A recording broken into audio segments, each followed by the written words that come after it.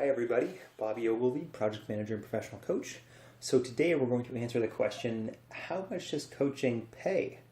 Obviously, we're all thinking about where we are in our careers, what we do well at, and where we want to be, right? So, and coaching is a huge growing field. It has been for the past at least 5, I think even 10 years. Yeah, very, very good growth trajectory. Um, how much does it pay?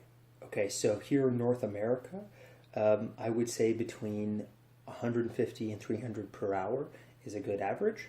There are certainly some people, outliers, more on the higher end of that, which would be more than 300 an hour.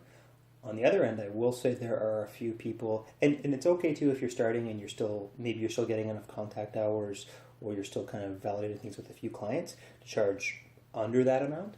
But if you're charging much less than 150, like apparently there's coaches that will charge like 50 or 75 an hour, right? That's probably not something you want to do, but let's say 150, 300 per hour makes sense. This is also a good time to talk about different ways that you would price and charge for your services, right? And so there's per session, and so that would be 300 an hour, something like that, right? There would be per month, and part of that was how many sessions would that include? But let's say it's biweekly, right? So there's 2 a month, right? Okay, so you might say, all right, well, so my monthly is then 600, and then there would be a package, which could adjust the frequency, could add other things in.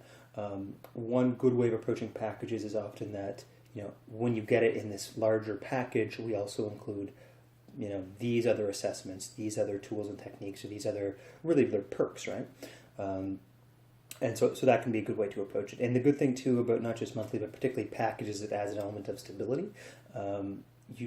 You really don't want, both from a kind of stream of income standpoint, the steadiness in terms of stream of income, but also in terms of client results. You don't want someone just in the middle of a coaching relationship after a session just be like, no, I've had enough, see you later, bye. Right? You do want to be able to deliver value, but if you're in the midst of dealing with some issue is going to take 7 to 10 sessions at least to work with, and they're on session 3 and they're saying, no, I've had enough, see you later. It's like either this was a fit issue from the start, or really you're dropping out preemptively and I can't deliver results, and it becomes doubly bad for you as the coach because your reputation may be on the line. They may be thinking to themselves, oh, this person can deliver results in 3 sessions. It's like, well, actually, I can deliver results pretty quickly, but you also need to be committed to long-term effort here. And you could see too how certain qualities would maybe be more inclined to be blaming others for things than taking responsibility and engaging in the steps they need. Anyway, that's a whole other ball of wax. So how much does coaching pay? Between 150 and 300 an hour is a good, healthy range. Certainly if you can get above that, that's great. Let's reframe the question. What is the best, or a different question, what is the best paying end of coaching? So not surprisingly, it's executive and high-end business coaching, right? And that tends to be the language they resonate with. The term executive coaching has been around for a long time, and it's the most known, right?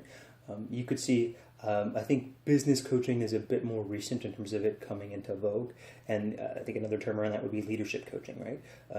The good thing about executive coaching is it's a broad blanket term for that overall target market, and it doesn't deal with the pain points so people can connect with it, whereas one of my feelings around leadership coaching, as much as people might need leadership development skills, they don't self-identify and resonate with the notion of having a leadership pain point, right? Very few people say, oh yeah, I have a leadership pain point. I want to pay you for some leadership development. They might overall want to be a better leader, but it's not coming to them as a salient pain point, right?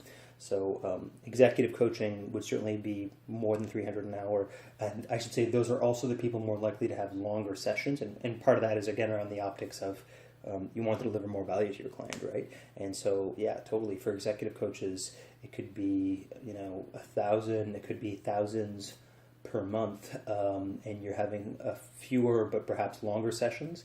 And that's also when they tend to get into more formal assessments and things too. So that's also areas where you might want to look at what questionnaires and assessments can you as a coach offer, as well as things like 360 feedbacks and other sorts of tools that can be useful for them.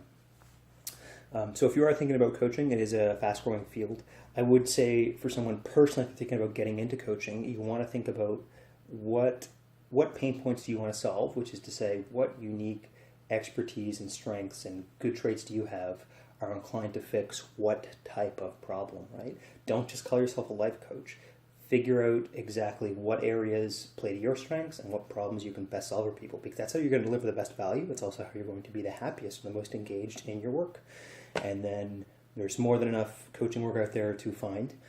I will say coaching, like anything, it has aspects of sales and marketing, right? So particularly in the first year or two, you're going to be learning a lot of how to do marketing, particularly online marketing, how to make ads online, how to find clients online, and all of the steps in terms of the sales funnel, how to build lists and contacts, how to qualify leads, how to move people through your pipeline, and but again, it's rewarding work if you can do it, and I hope you have good success in terms of getting the pay that you need. All right, I'm Bobby Ogilvy, project manager and professional coach.